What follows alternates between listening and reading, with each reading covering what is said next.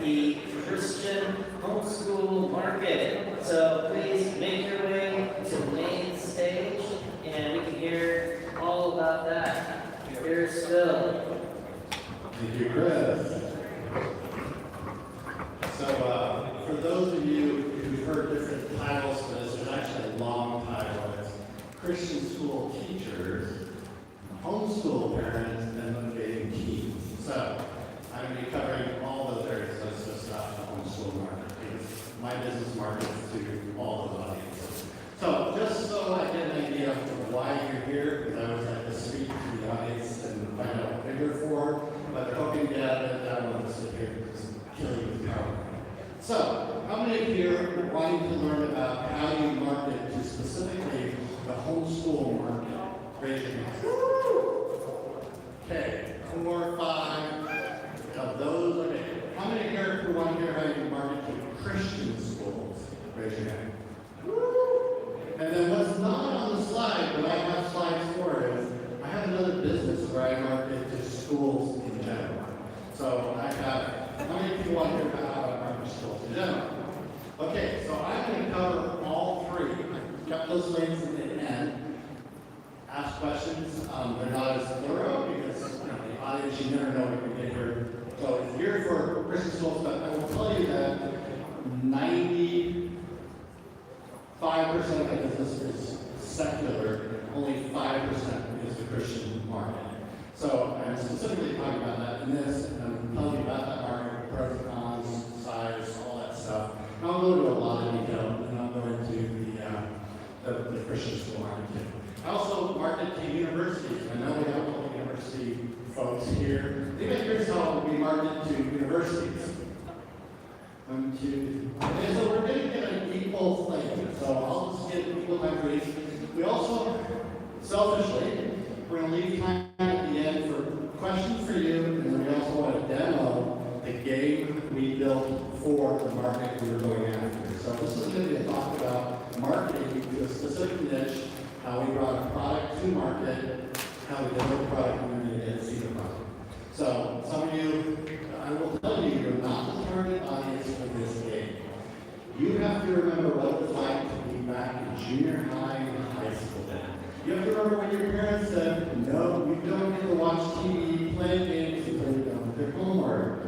You've got to remember back when your parents said, no, you're not going to play a violent game. You can't go to your sister's, friend's, brother's house to go play games. And you've got these parents who are just like trying to protect you from the world. So you got to remember yourself way back in those days. So the game we're going to show is actually targeted for a certain audience. And I'll go talk about that. So just targeted to them.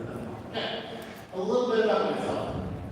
I'll start off by saying, how many people have watched my presentation I gave in 2016, so I told my whole background? Raise your hand. 3, 4. Okay, so I'll give you a shorter version of that. And for those of you who want to have some ice cream, want to talk to that part. I'm Phil Conrod, president and publisher for Kidware Software, web books and games. I spent about 38 years in corporate America. I started off with game development back in, guess? All people who don't know me. 2010. 2010. Good guess. Anybody else?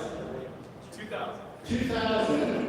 95. 95. Who knows 95? We won't talk about that. 95. Anybody else? I guess? 90. And survey says, what's not working? Did you move the Chris?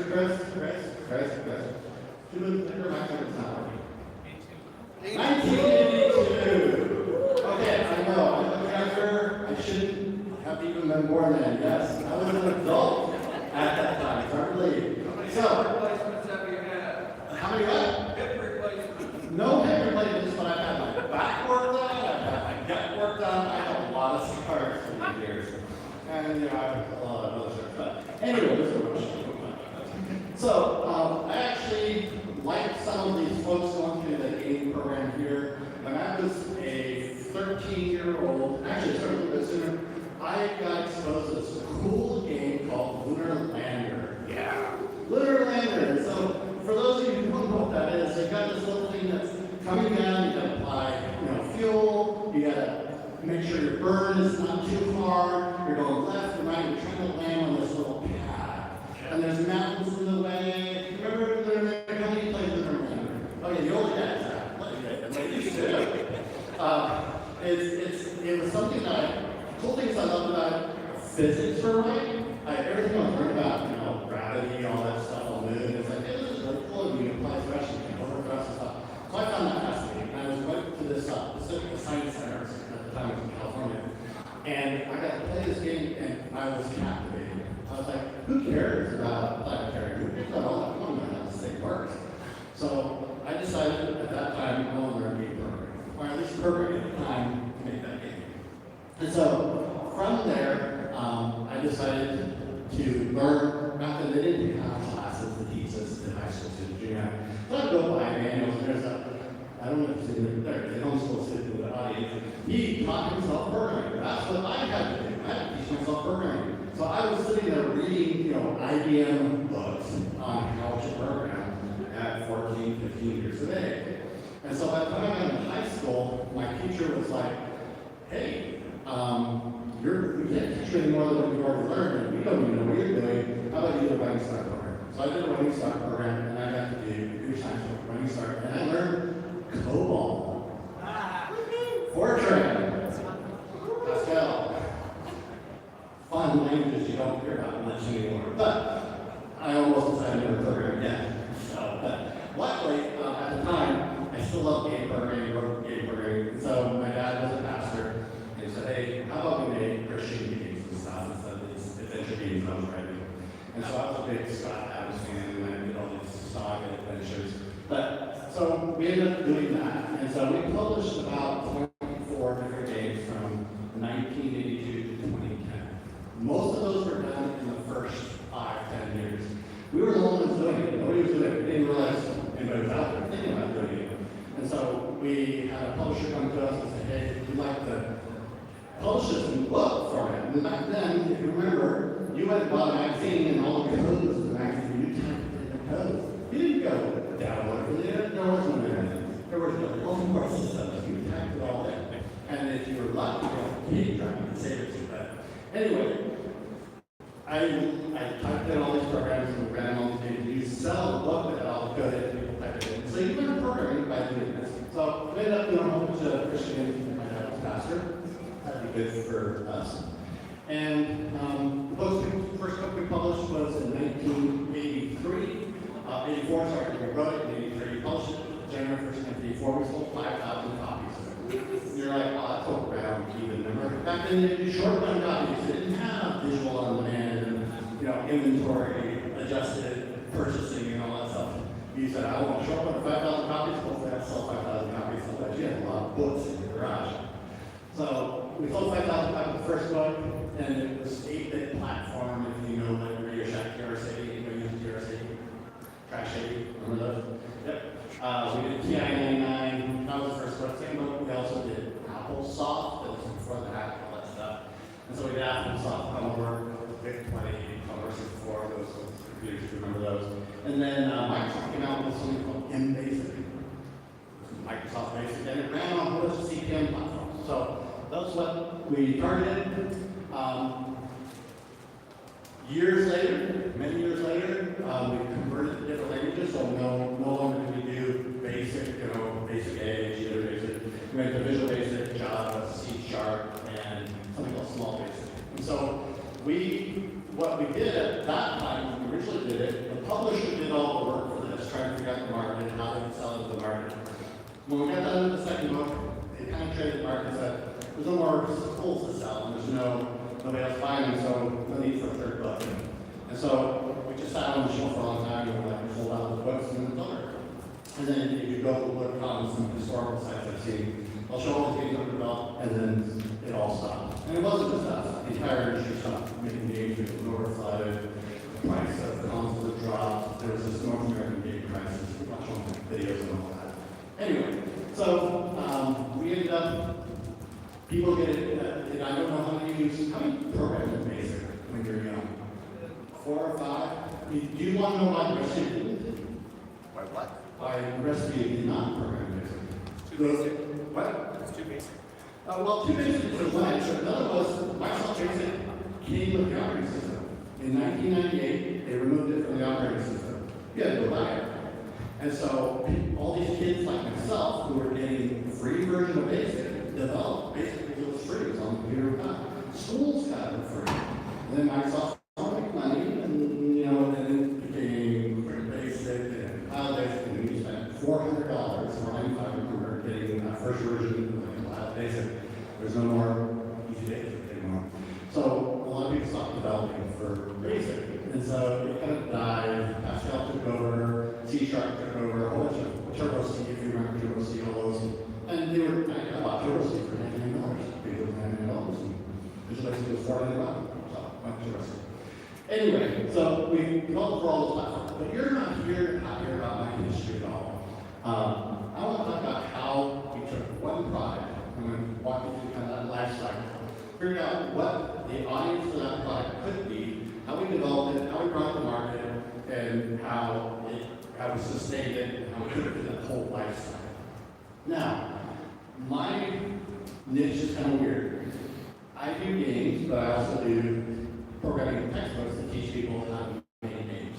So you buy games and you get my textbook, but you get to build them. So it's kind of a unique market.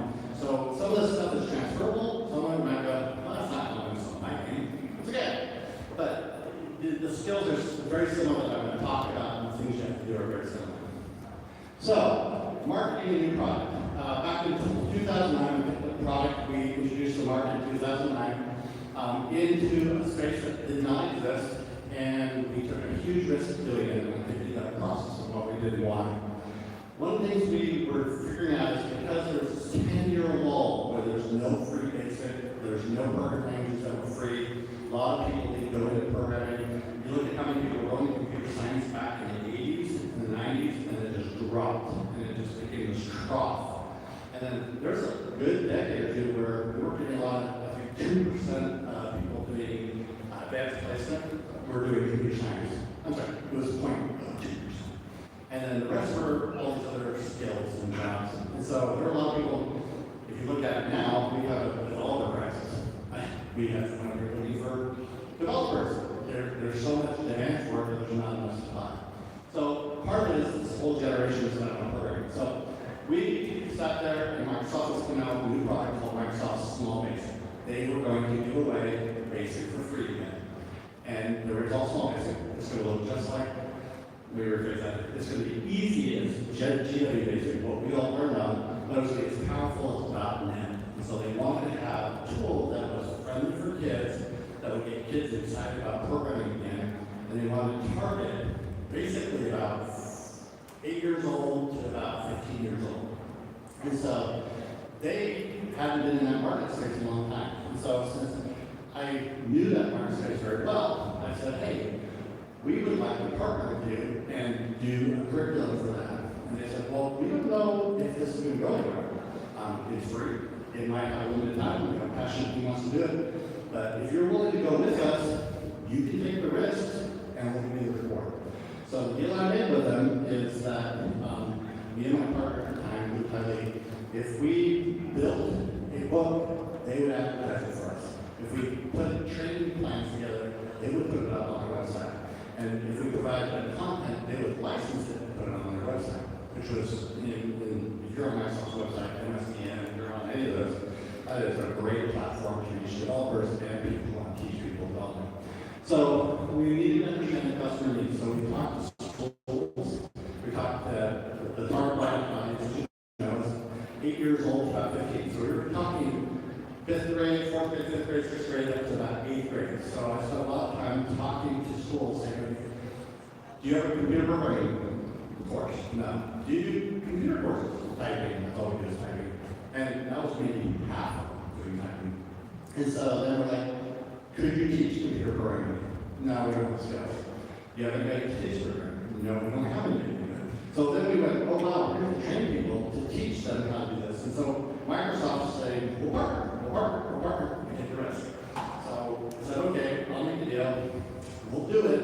As long as you promote us, we'll be your launch partner, et cetera, for Small Basic 1.0. So we sat down with teachers, sat down with students, sat down with anybody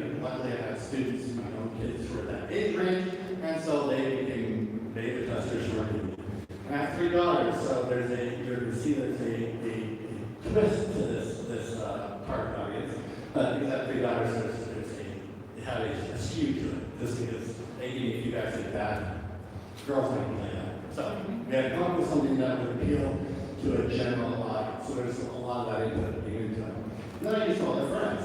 And so we had parties at my house and we tested the stuff. I had like 10 computers set up in my family room and we got to test it on them. And then the school that they went to allowed me to go in and work with students to say, okay, how does this work? How does it test?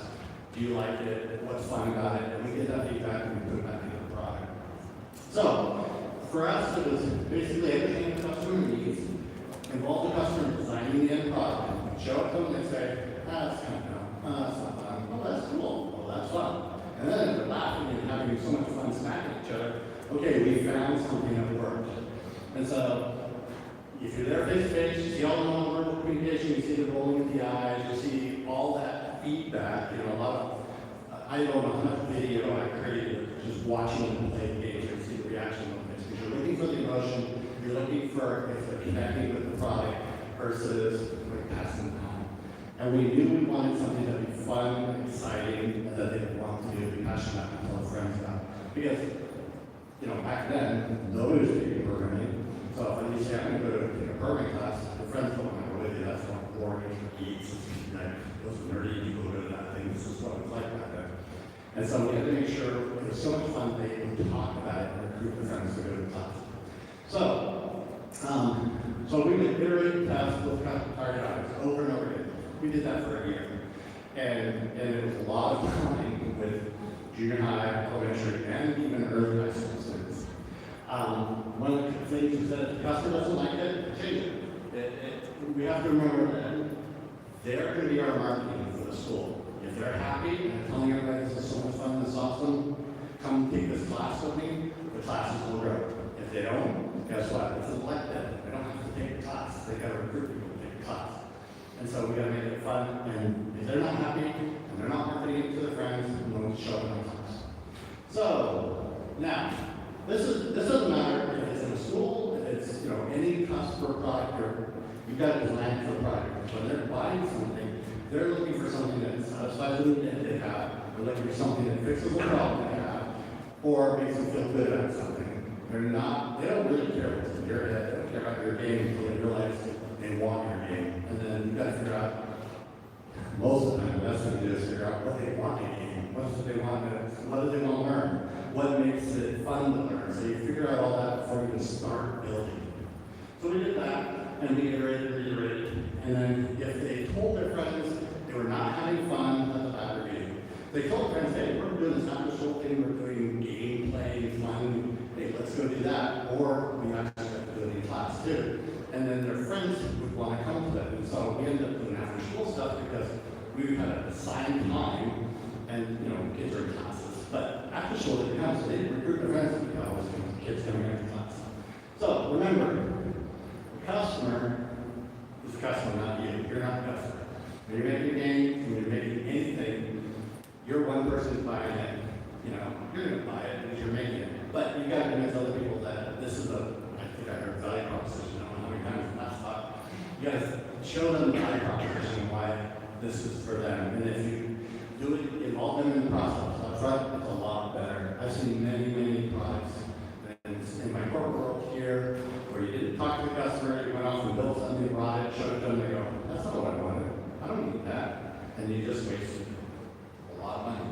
And in corporate America, it can be very expensive, so you iterate a lot with the customer. So let's talk about this case study. So we knew they needed a game programming tutorial. We wanted to teach them game programming, new products coming to market. Microsoft had no way to market it, and there was no competition. There was nothing back then. This is back in 2009. Nowadays, you've got Scratch, and you've got all these other, you can Minecraft programming now. I mean, there's so much out there now. But back then, there was nothing. And so we went after the target audience. We wanted to go with their launch, and then I had a particular thing that I'm targeting here. Christian school market, homeschool market, and Christian enthusiasts was one market. But what I was working on with Microsoft was the whole secular side of it.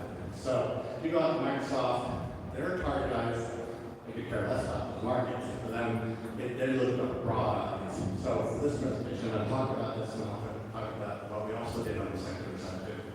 So we took about 5 Bible games that we had, and we took all the source code and we wrote a tutorial on how to write a good game and what we learned writing these games, and then how to do it yourself. And so the fun games that the kids are playing, now we're teaching them how to do them and make them. And so they were excited. They were playing with their friends, they were showing their friends, and hey, now we can make these games, and now we can make money with it. Then all these want to be game developers, and so it was, to give you a perspective, we had maybe 3 or 4 people interested in the first semester when we did this.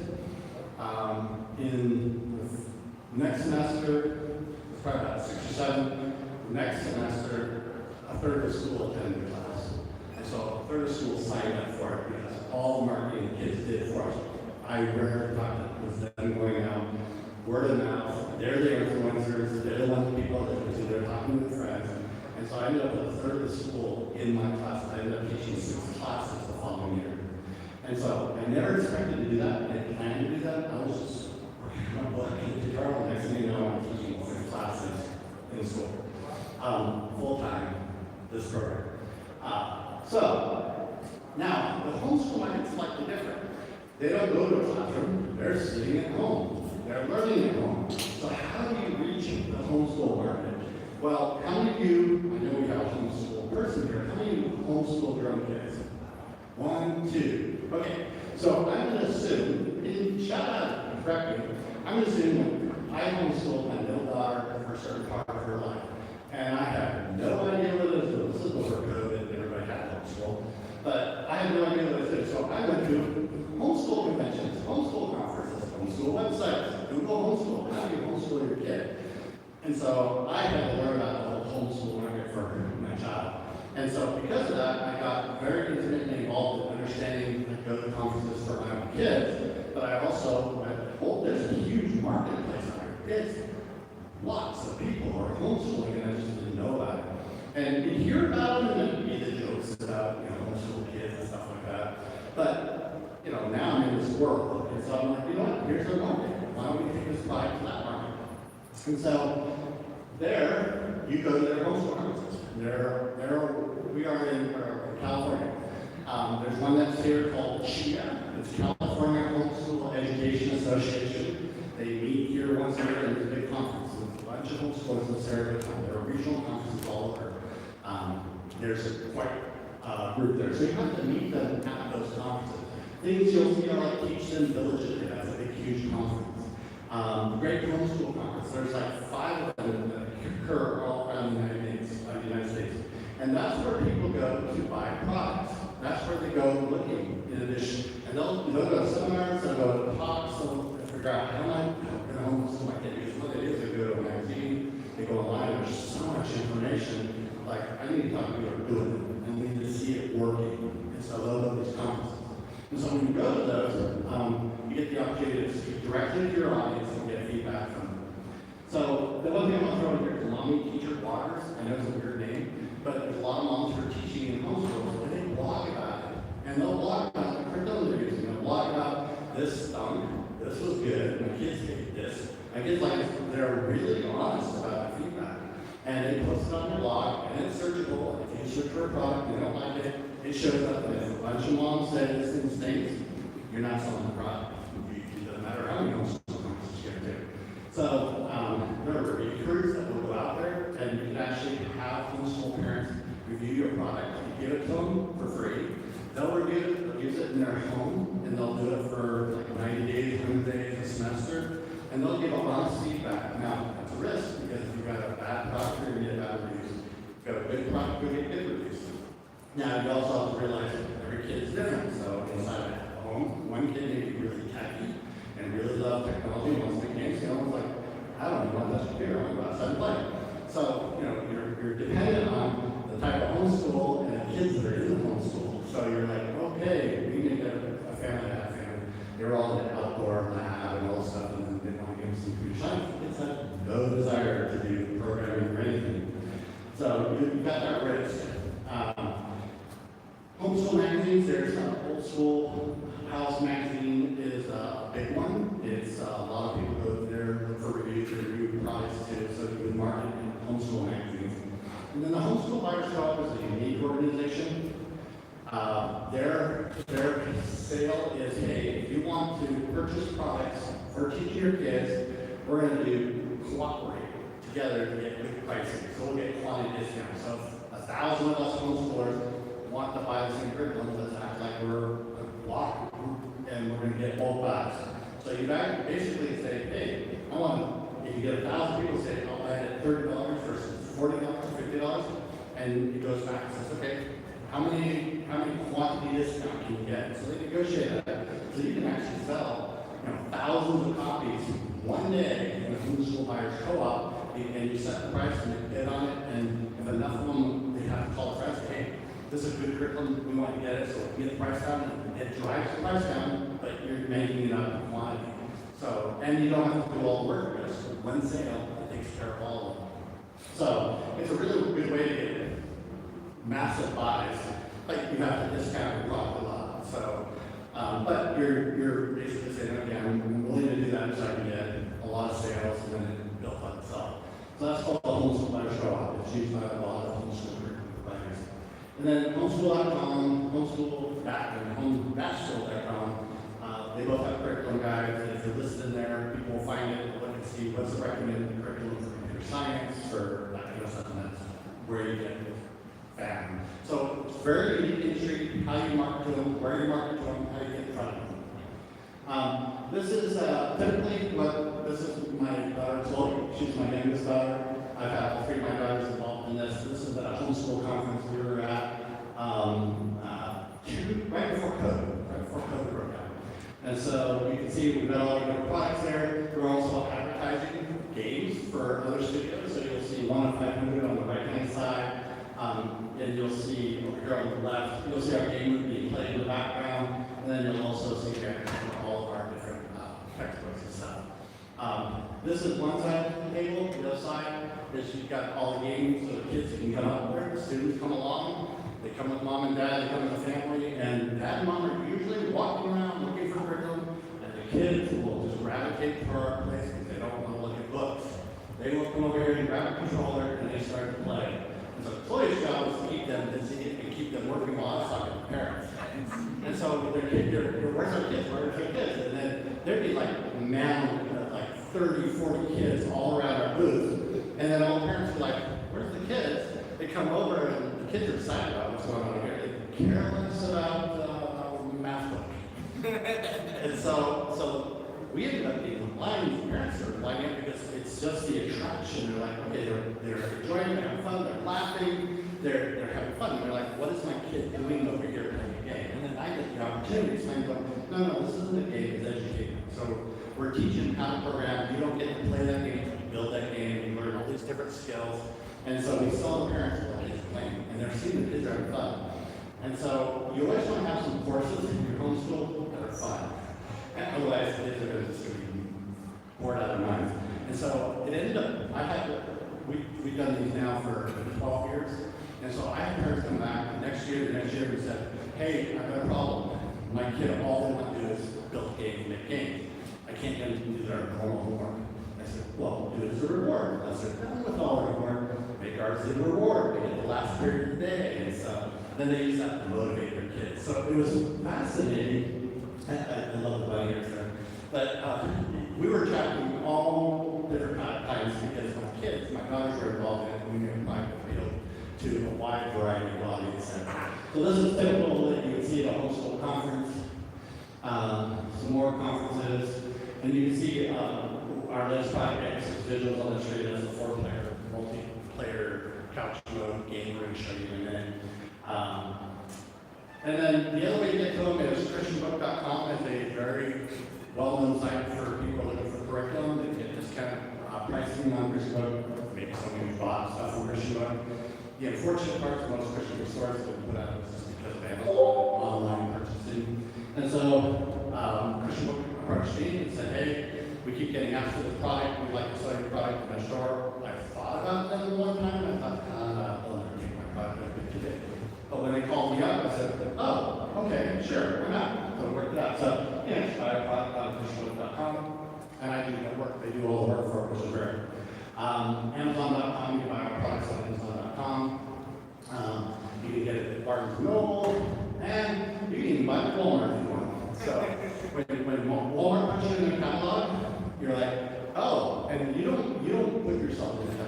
come to you.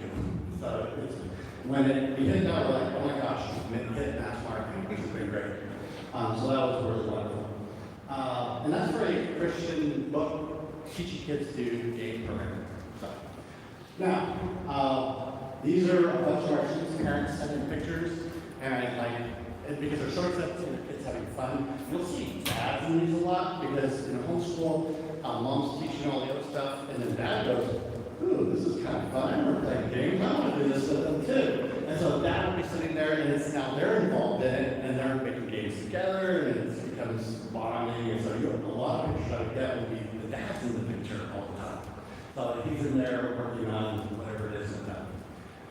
And then we got wonderful positive reviews for them. We didn't ask for them, we just sent them in, and there's like, we love the product, it's great.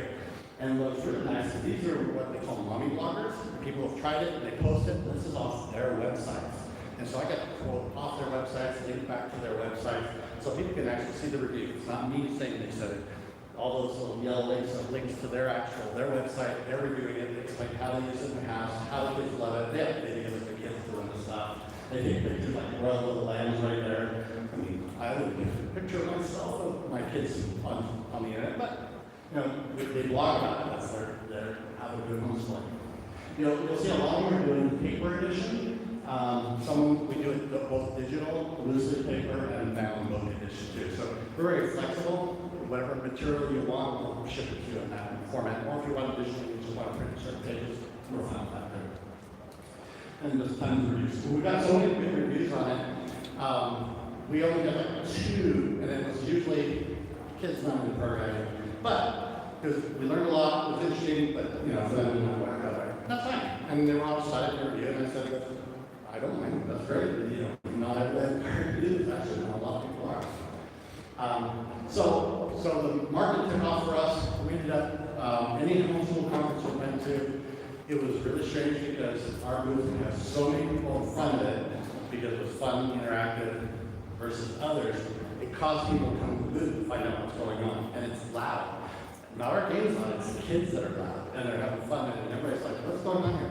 So they just start lighting up, and then I do a talk, and I talk about, I have a session, and we talk about, what is it we're doing with our product, and how is it benefiting your homeschool? Here's all the services, and I had all this testimony, and then I actually have the kids, while we're doing it, I would set up, and one of the kids would just randomly pick out the odds program, quick little game while we were talking, and by the end of the game, we got to run the game, and he was like so excited, and the parents have seen this happen, and they're like, they just wrote their first program, and they did this in less than 30 minutes, and the kids having fun, and so they're seeing it live happen, we're seeing the excitement in the kids in the room.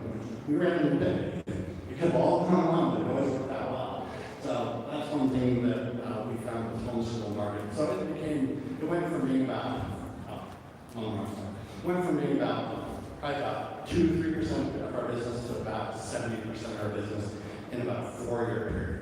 And then it was the #1 product we were selling, and I was getting going to homeschool conference. I said, talking about ours, and they're going without me because I needed the break. I sometimes go hide. You don't have so much energy in those things. So it was a product launch because we worked with a whole bunch of them to figure out what they liked, and once they played it, liked it, they became our best marketing. And so I have never, I paid for one marketing ad in one magazine, everything else is going word of mouth. And reviews from, I didn't pay for, they're just money bloggers, they're homeschool websites, it's been great. I didn't market that product at all. Everybody else is my marketing, including Microsoft. Okay, so marketing Christian schools. So there's the homeschool market, now we're going to Christian schools. Christian schools are an interesting stuff because they don't want kids playing games, they're there to learn, and you got to do this whole thing about selling about edutainment and making products fun, gamifying, the curriculum, all that stuff you got to go through because, Christian schools still use textbooks from 10, 20 years ago because they don't have a big budget, so you'll go in there and you'll have an Abeka or a book that's hardcover, that's had a book cover on it for 10 different students, and it's the same math book, and it's boring, and it puts you to sleep. So you have to actually talk to them about, computer labs and having technology. And so you have to sell this to them. You got to go talk to the elementary, it's the makerspace teacher usually. If it's high school or junior high, it could be a computer teacher. It could be they don't have a computer teacher. You're selling it to the administration. And then sometimes they'll be able to do an after school club because they don't have anything that they can do instead of being sponsor an after school club. They can do it after school for them. And then the kids come to that, and then we did that for one school, and then the next year we have kids come in and do the class. Bible teachers are fascinating too because they're teaching Bible, and the kids, for them, as you know, everyone in this room, kids spend most of the time playing games. And they'll play games in your Bible class on their phone. They want to be educated in a way a Bible sitting on a table doesn't necessarily get them to just get excited about it. So Bible teachers, I've had my best luck with Bible teachers, especially the younger ones, like I want to make this fun for students. And so then like, if you got a Bible story in a game, I'll let them play it. It's an opportunity. I mean, I don't know how many teachers I ran into who used, what's the, wow, just escaped me. The guy who did Five Nights at Freddy's, what's the game he did before that? What? Pilgrim's Progress. I was amazed at how many Bible teachers were using that old Pilgrim's Progress game to have kids play in Bible class because they needed the game. And there wasn't any machine games that they could easily find for free too. So they're actually looking for stuff like this. When we were working on our curriculum, I worked with the Bible teachers at the school because I wanted to make sure everything passed their checkbox. And I worked with the administration and the technology teachers if they have one. And then math and science teachers too. They're looking at how do you do real world math, real world physics. Give us examples. We looking in the book is different, but if we can do it simulated on a computer, they love it. And what's lunar lander? It's real world math. You're simulating physics. And so you get there's an example of how to calculate thrust and how to calculate gravity, and they get to teach the math behind it when they're using a simulation program to do that. And so in our book we have Bible games, and we have how to make a lunar lander program. So we built that. And then one of the things we found is a lot of Christian schools didn't have technology. If their IT person was in there, I mean, it was sad what we ran into. Most of them are donated from parents or whatever. It's not like public schools where they do a bond and they get, every 3 years get new Dell computers, which I'm jealous of. But in private schools, it's all fundraising and whatever people are donating. And so that's always a challenge. You got to work with the IT folks, do favors to them, so build that relationship. So if you're bringing the technology in to their school and helping them out, they're really open to you bringing in curriculum too. One thing we've run into just lately in the last several years, computer science. Almost every state now has gone through this renaissance. When we started, there were no computer science standards in schools. But in the last 10 years now, there are computer science standards and there are teaching standards, and it's now becoming taken off so well in the last 10 years. You're now having to get your curriculum reviewed for, do they need the state version of Common Core? Do they need the state version of whatever is important in education right now? And if you don't include that stuff, they'll stop saying, nope, you don't check that box, you don't check that box. And so standards has become very, very important. So you may bring something that's really good, the kids like it, but if it doesn't meet the standard, it won't make that test. And then always remember, Christian schools have limited budgets, so you have to give away a lot first. Let them see it's successful, and then they'll start paying for it. So I gave away a lot of prize to evaluate it for the first year. I always gave it to teachers, said, learn it, it's all yours, I'll help you out. And so they remember that, and then they raise money for it too, and then fundraisers and stuff, and then the next year you get paid. So that's somehow some of the Christian school funding happens. This is a lab I built in a school with all the computers there. I had to donate to get them started. Prior to this, they had Windows 3.1 machines with white monitors, and I think there was 3D6, 4D6, that's what it had. I mean, none of them didn't have just work. So those are all Dell computers, monitors, and we raised money to get projectors. Couldn't raise enough money to replace the chairs. Those are those really horrible chairs that were hard to sit in. You'll notice there's tennis balls, split tennis balls on the back of the seat so they can scoot in and out better. But we took this room and we turned it into a computer science room. And you see now all of our curriculum is on it, and that's where we start doing that teaching. And once you did that, then they're like, okay, you're invested in us, you're helping us out. And then they became our promoters. They promoted us across the districts. They were like, and that's great. And they became our reviews. We got lots of reviews from them. District administrator for this school, I just talked to him a couple weeks ago, and he tells people about us all the time. Because, you know, what we put into them, they tell everybody else about it too. Now, I usually do that with starter schools too. I know Bill does that too, is you have to kind of fund into it and get people to understand the benefit of it before they start saying we don't pay for it. So I had the resources to be able to invest in that at that time. I also, my job at the time is I worked for a technology, I ran a technology department, so we had lots of computers that would come off lease. And I had employees that would just not let go of them.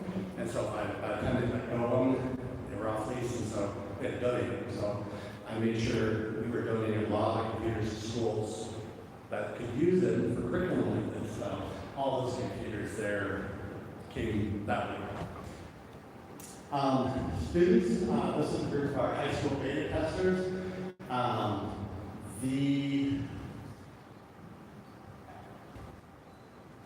For me, the first year, I think I had 4, and then I jumped to 24, and then when you get a third of the school, it's like crazy. This was my first year students were testing it for us, giving us feedback. So in that class, I think I had 1, 2, 4, 5. There's 2 over here, 6, 7, 8. There was 8 in that class. And so that's and they gave me honest feedback. It was great. So I'm going to put it back into the system. And we've done that with all our products since. A little bit about our latest product and how that happened. Our latest product was students were like, 2D games are getting boring, you know, tic-tac-toe, lunar lander, bleh. You know, we're playing Assassin's Creed, we're playing all these fun 3D adventure games, and can you do something a little bit more exciting? So before Origins came out, Assassin's Creed Origins, we actually put together what it would be like if we built a game that was based on Egypt, and it was going to be told from an Egyptian point of view, kind of like Assassin's Creed is, but ours has a biblical story in it, so you actually get exposed to Aaron and those stuff. And so in this game, you actually work with Chris Murray on it, standing back there, just doing text work in it. Usually he does this time, he did it last time, but I don't know this time. And this is a curriculum we developed for high school students, and it's based on Unity, C#, and we basically give them all the assets to work with.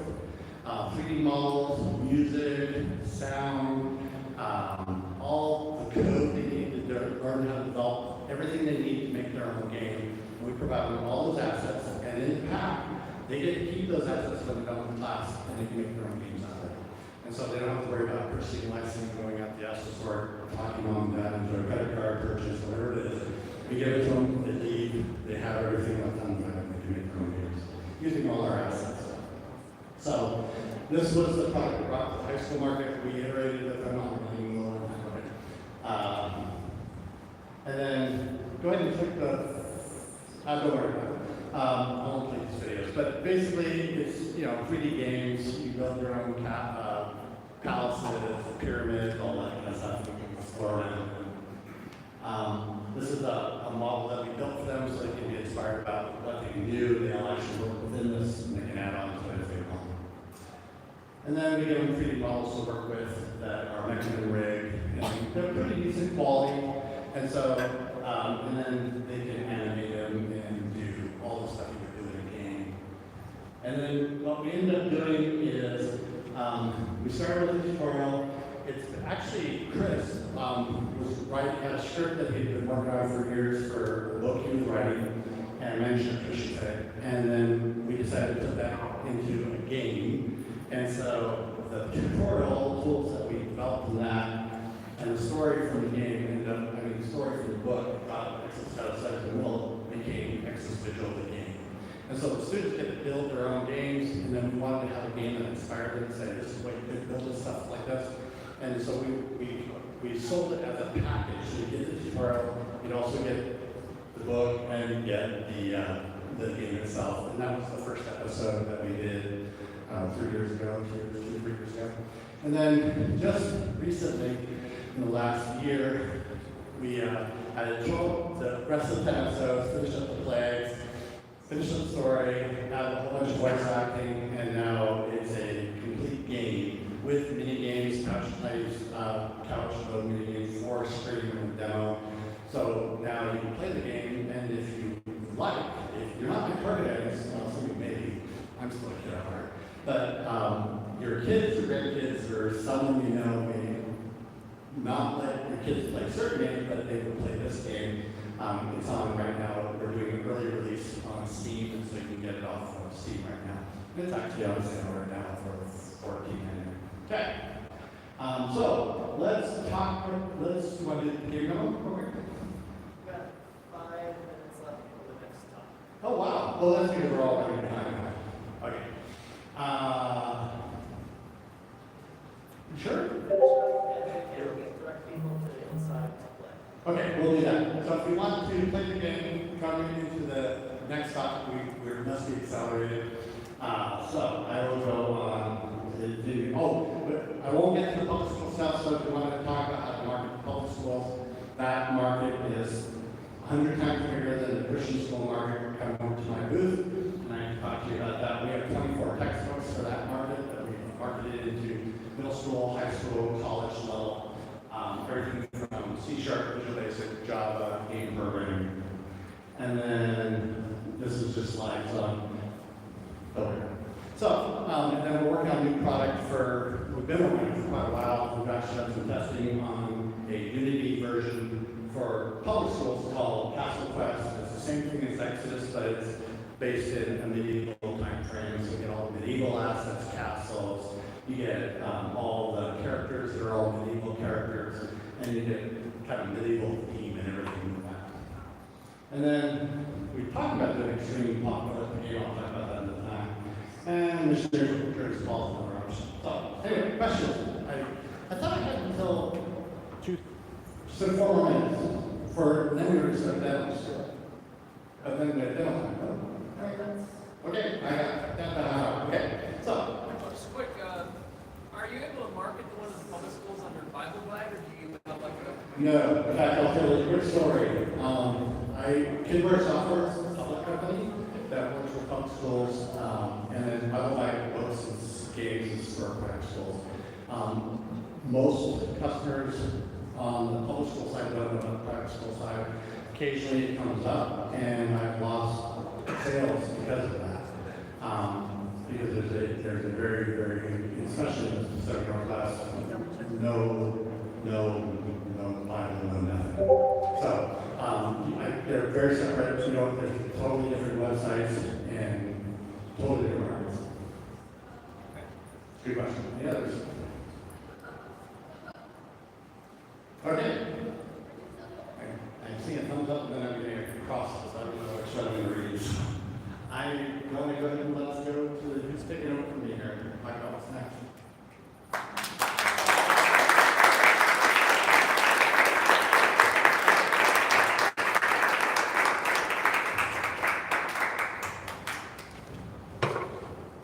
Yep.